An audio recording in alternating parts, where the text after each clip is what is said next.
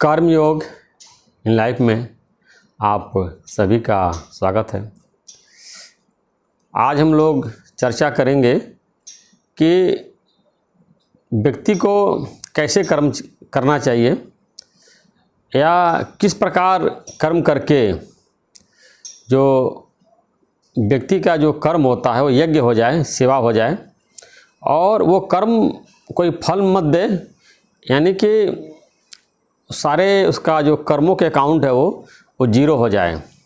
जैसे बताते हैं कि बैलेंस शीट जो है, जो कर्मों का खाता कार्मिक अकाउंट है, वो जीरो हो जाए और उसमें उसके कर्मों का कोई पाप या पुण्य जो है फल न मिले। तो ये भागवत गीता के 4 अध्याय के ये 23 नंबर श्लोक में भगवान बता रहे हैं ये कर्म करने की आर्ट जो है कि किनके कर्म जो बिल्कुल जो है ये कर्म अकर्म हो जाते हैं, विलीन हो जाते हैं और उनके कर्म जो है यज्ञ होता है, सेवा होता है। समाज में जो भी कर्म करते हैं एक प्रकार का यज्ञ है जो है, उनका कर्म नहीं है। इस प्रकार ये जो भगवान बता रहे हैं, आप इस श्लोक को अभी सुनेंगे तब व्याख्या अंत तक अगर देखेंगे तो आपको पूरी बात ये समझ में आ जाएगी कि किन किन महापुरुषों का कर्म जो है यज्ञ होता है। तो ये श्लोक इस प्रकार है, जिसकी आसक्ति सर्वथा नष्ट हो गई है, जो देहाभिमान और ममता से रहित हो गया है, जिसका चित्त निरंतर परमात्मा के ज्ञान में स्थित रहता है, ऐसा केवल यज्ञ संपादन के लिए कर्म करने वाले मनुष्य के संपूर्ण कर्म भली बात विलीन हो जाते हैं। तो ये बहुत ही महत्वपूर्ण श्लोक है और ये भगवान ज्ञानी महापुरुषों के संबंध में बता रहे हैं कि कैसी उनकी चेष्टा होती है, अब वो उनके अंदर क्या क्या गुण पाए जाते हैं, ये इसमें बताया गया है। तो बताया कि आसक्ति जिसकी सर्वथा नष्ट हो गई है, यानी कि निरासक्त होना बहुत बड़ी चीज़ है। अब ये आम आदमी जो है निरासक्त नहीं होता है। अक्सर समाज में देखने में आता है कि व्यक्ति का एक जगह से मन निकलता है, फिर दूसरे जगह अटक जाता है, दूसरे जगह से निकलता है, फिर तीसरे जगह अटक जाता है, यानी मन या उसका चित्त कहीं न कहीं अटका ही रहता है। तो बता रहे भगवान कि उसकी आसक्ति सर्वथा नष्ट हो गई है, यानी उसका मन जो है कहीं किसी व्यक्ति में, किसी वस्तु में या किसी पदार्थ में या किसी पद में जो है आसक्त नहीं रहता है। अब बहुत से व्यक्ति के चित्त में रहता है कि मुझको इतना धन मिल जाए या इतना बड़ा बंगला हमारा हो जाए या पद हमको मिल जाए, उसमें उसका चित्त ललायित रहता है। तो ज्ञानी का बिल्कुल आसक्ति जो है वो ख़त्म हो गई है। अब ये अष्टावक्र मुनि ने भी बताया अष्टावक्र गीता में कि जब चित्त किसी विषय में लगा हुआ है, मतलब आसक्त है, तो बंधन है, और जब चित्त किसी भी विषय में नहीं लगा हुआ है, यानी कि चित्त कहीं आसक्त नहीं है, यानी चित्त और मन एक ही परिवाची, मन कहिए चित्त कहिए, कहीं कहीं इसको चित्त बोला गया, कहीं मन बोला गया। मन या चित्त जो है जब कहीं किसी विषय या वस्तु में आसक्त नहीं है तो वही मन मुक्त है, और जब तक हमारे अंदर आसक्ति है तब तक हम मुक्त नहीं हैं। आसक्ति ये शरीर में भी हो सकता है, आसक्ति जो पुत्र में हो सकता है, पुत्री में, पत्नी में, माता पिता में, मकान में, कपड़े में, पद में, यानी मन एक एक चीज़ में आसक्त रहता है और नहीं है तो उसको पाने की वो कोशिश करता है और प्रयास करता है कि वो पदार्थ हमको मिल जाए, और अगर है तो उसको डर रहता है कि चला ना जाए, मेरे पास ये हमेशा बना रहे। तो ये कहावत है कि हम जो चाहते हैं वो मिलता नहीं है, और मिल गया तो भाता नहीं है, और जो भाता है वो हमारे पास हमेशा रहता नहीं है। तो और बताया कि जो देहाभिमान और ममता से रहित हो गया है।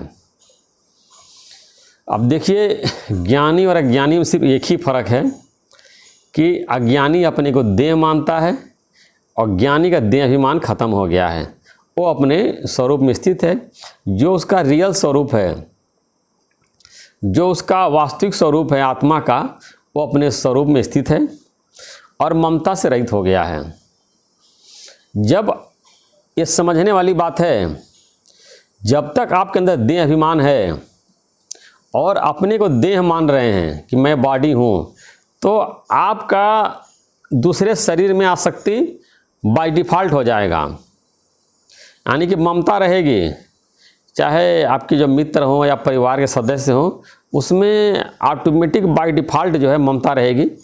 अगर आप अपने को बॉडी मान रहे हैं, देह मान रहे हैं, इसको बोलते हैं देहाभिमानी, कि जो 5 तत्वों का बना शरीर है, ये जो माया है, इसी को मैं मान लिया है और समझता कि मैं यही हूँ। और पुत्र को भी देह मान लिया है, और पुत्री को, पत्नी को, माता पिता को, दोस्तों, रिश्तेदारों को, सबको देह मानता है और समझता है बस यही हैं। वो आत्मा को जानता ही नहीं है। इसीलिए भगवान ने बताया ज्ञानी और अज्ञानी में रात दिन का फर्क है। यानी कि ज्ञानी जहाँ जागता है वहाँ अज्ञानी सोया हुआ है, और जहाँ अज्ञानी जागता वहाँ ज्ञानी सोया हुआ है। अज्ञानी जागता देह में, संसार में, अज्ञानी जागता आत्मा में। वो अपने आत्मा में स्थित है, अपने आत्मा को जानता है और परमात्मा को जानता है और उसी में स्थित रहता है, उसी को सत्य मानता है। और अज्ञानी अपने शरीर मानता है और संसार मानता है और उसी के लिए भागता रहता है। तो अज्ञानी जो है ये आत्मा परमात्मा की तरफ से सोया हुआ, उसके लिए रात्रि के समान है, और ज्ञानी जो है शरीर और संसार की तरफ से सोया हुआ है, वो उसके लिए रात्रि के समान है। और जिसका चित्त निरंतर परमात्मा के ज्ञान में स्थित रहता है, यानी जिसका चित्त या मन जो है निरंतर हमेशा परमात्मा के ज्ञान में स्थित रहता है, यानी परमात्मा के स्वरूप में स्थित रहता है। जैसे कबीर साहब का भजन है, घड़ी एक बिसरू राम को तो ब्रह्म हत्या मोह है। यानी 1 सेकंड के लिए भी, 1 मिनट के लिए भी अगर हम परमात्मा को भूलते हैं तो ब्रह्म हत्या हो जाती है। यानी कि शास्त्रों में बताया गया है कि जीव हत्या का तो प्रायश्चित है, ब्रह्म हत्या का कोई भी प्रायश्चित नहीं है। तो जब हम अपने परमात्मा स्वरूप को भूल करके, ब्रह्म स्वरूप को भूल करके अपने को देह मानते हैं, तो हमने एक तरह से ब्रह्म हत्या कर दिया। शास्त्रों की ये भाषा है और इसका कोई प्रायश्चित नहीं है। और इसका प्रायश्चित यही है, दोबारा से अपने आप को वही ब्रह्म स्वरूप मान लीजिए, परमात्मा स्वरूप मान लीजिए, आत्म स्वरूप मान लीजिए, तो आपका जो इतने दिन तक देह मान करके दुखी सुखी हुए, धक्का खाए, इससे आप जो है छूट जाएंगे। गुरु नानक साहब ने भी मन के 3 गति बताई है। जो अज्ञानी लोग होते हैं, अज्ञान में आने से पहले जो है बिल्कुल अज्ञानी, बिल्कुल आत्मा परमात्मा नहीं जानते हैं, सत्संग नहीं जाते हैं, गुरु नहीं बनाया है, बिल्कुल माया में बहे हुए हैं, तो उनको गुरु ग्रंथ साहब में जो लिखा हुआ है, मन अंधला गदला नीच पापी, ऐसे करके बताया गया है कि गंदा है, नीच है, पापी है, और तरह तरह के जो है वो गंदे संदे ख्याल उसमें चलते रहते हैं। और बताया दूसरी स्टेज जब जिज्ञासु की होती है, जब सत्संग में आता है, गुरु के पास आता है और ज्ञान सुनता है, और धीरे धीरे मन जब शुद्ध होने का अभ्यास करता है, तो बताते मन ही ते मन मानिया। यानी जो ज्ञान का विचार है, और ये हमारे मन के अंदर जो ज्ञान का विचार, मन में जब ज्ञान का विचार जाता है तो मन के अंदर जो ज्ञान का विचार है वो धीरे धीरे ख़त्म होता है। यानी मन ये मानता है ज्ञान के विचार से नहीं, ज्ञान के विचार सही है, अज्ञान के विचार गलत है। धीरे धीरे मन इस बात को मानते मानते, और एक समय ऐसी स्टेज आ जाती है, मन तो ज्योति स्वरूप है, अपना रूप पहचान, हरजी तेरे नाल है, गुरु मति रंगमान। यानी मन तो ज्योति स्वरूप है, यानी जो परमात्मा का जो स्वरूप है वही तुम हो, तुम जो स्वरूप हो, गुरु मति मान। मन तो ज्योति स्वरूप है, गुरु मति मान। यानी जब गुरु की मति मान लेते हैं तो पता चलता है कि मेरा मन ज्योति स्वरूप है, हर जी तेरे नाल हैं, यानी परमात्मा हमेशा तुम्हारे साथ हैं। हम जिस परमात्मा को बन बन ढूंढते हैं, यहाँ जाते हैं वहाँ जाते हैं, वो हमारे साथ ही है। हम जिसको ढूंढना चाहते हैं परमात्मा को, और कहाँ बद्रीनाथ, केदारनाथ, कहाँ कहाँ लोग जाते हैं हिमालय में, वो मेरे पास ही है। और हमारे गुरुजी बोलते हैं जिस परमात्मा को तुम ढूंढना चाहते हो वो खुद तू ही हो। जैसे कबीर साहब का दोहा है, कस्तूरी कुंडल बसे, मृग ढूंढे बन माही, ऐसे घट घट राम हैं दुनिया जाने ना ही। यानी हिरन के नाभि में कस्तूरी है, उसकी खुशबू आ रही है, लेकिन सोचता है कहाँ खुशबू आ रही है, उसको जो पूरा ढूंढता रहता जंगल में, लेकिन उसको इतना नहीं पता है कि उसके नाभि में ही है। ऐसे सबके घट में परमात्मा विराजमान है, लेकिन लोग नहीं जानते हैं और उसको ढूंढते रहते हैं। या एक दोहा आया है, पानी में मीन प्यासी मैं सुन सुन आवे हाँसी। यानी को है कि मछली जब पानी में है प्यासी है, अगर ये बात कहा जाए तो ये हंसी वाली बात है। ऐसे जो है जो जीव है जो है, परमात्मा इस शरीर के अंदर है बाहर है, लेकिन हमको परमात्मा का ज्ञान नहीं है। ये जो है कबीर साहब बोलते हैं, सुन सुन के मुझको हंसी आती है, ये मछली की तुलना किया है। तो मछली जब जो है ये जब उल्टा होती है तब उसके मुंह में पानी जाता है, इसे सीधे तैरती है तो उसको प्यास नहीं बुझती है। ऐसे जब हम संसार से उल्टे हो जाते हैं, शरीर से जब अलग होकर के, संसार से अलग होकर के, और जब अपने स्वरूप को जानते हैं तो हमको जो हमारी प्यास बुझ जाती है और जो हमारे अंदर जो अतृप्ति है वो ख़त्म हो जाती है और पूर्ण जो है तृप्ति का एहसास होता है।